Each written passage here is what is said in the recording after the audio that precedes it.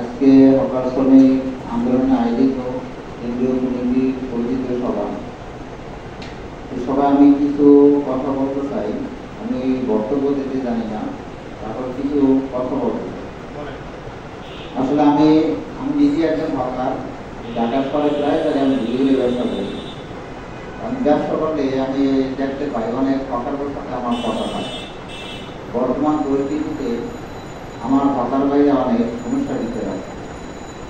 যেরকম এখন দেখা যায় যেভাবে আগে চাঁদা নিত ডেলি আইসা কিন্তু তারা এখন ডেলি আসে না, তারও ধার্য করা আছে যে এই টাকা দিতে হবে মাসে, সপ্তাহে নেয়, মাসে নেয়, বিভিন্ন সিস্টেমে নেয়, কিন্তু প্রকাশ্যে এখন না নিলে গোপনে নেয়। যদি টাকা না দিতে ইচ্ছুক তাহলে তার ব্যবসা করতে দেওয়া যাবে না। আসলে এইটার থেকে আমরা বাঁচতে চাই।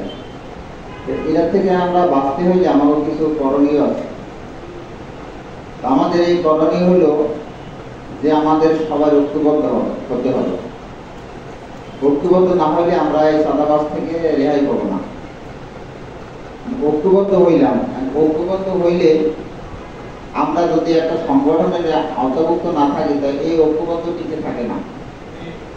আর যদি আওতাভুক্ত না থাকি, এককভাবে আমরা প্রতিবাদ করি, যেমন আমরা 100 লোক আছি, একটা বাড়ি বোঝায় 100 কেজির বোঝায় 100 লোক আছি এই জায়গায় দাঁড়ানো, যদি এক ব্যক্তিরে বলে যে এই বোঝাটা আপনি একাই করবেন, তখন ওই 100 কেজির বোঝাটা কেউ করতে পারবে না, হয়তো মাথাও ভাঙতে পারে। আর আমরা যদি এককভাবে 100 কেজি বোঝা সবাই ধরি তাহলে ভাগে পারবে 1 কেজি। এই জন্য আমাকে ঐক্যবদ্ধ অতি প্রয়োজন। তাহলে এই ঐক্যবদ্ধতা ধরে রাখতে হইলে আমাকে সংগঠনের প্রয়োজন আছে। আর আমি বহু সংগঠন আছে বাংলাদেশে, আমি দুর্নাম করতে চাই না, সবাই তা নিজের দিকে চায়, কিন্তু এর ভিতরে ইসলামী আন্দোলনের যে সংগঠন আছে তারা নিজের দিকে চায় না, তারা কি ভোগী না। এই জন্য আমাকে দরকার ইসলামী হকার শ্রমিক আন্দোলন, যে আমরা হকার ভাইরা আছি, আমাকে কেন্দ্রীয় কমিটি হয়েছে, মহানগর কমিটি হবে, জেলা কমিটি হবে, থানা কমিটি হবে। আমরা যারা কেন্দ্রীয় কমিটি আছি আমরা মহানগর করব, জেলা করব, এরপর সারা বাংলাদেশি কমিটি হবে। আমরা যে হকার ভাই আছি, আমরা 5 যত হকার ভাই আছে আমরা দাওয়াত দেবো।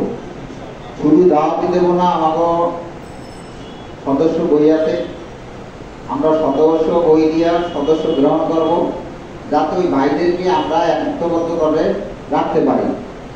আর আমাদের সংগঠনের বিকল্প আর কোনো পথ নাই, এই সংগঠন মজবুতি করে আমাদের রাখতে হবে। ইনশাআল্লাহ আমরা পারবো তো? আমি বক্তব্য দিলাম না, আমরা কিভাবে সংগঠন শক্ত করে রাখবো এইটাই আমি বললাম। আমার জন্য দোয়া করবেন। আসসালামু আলাইকুম।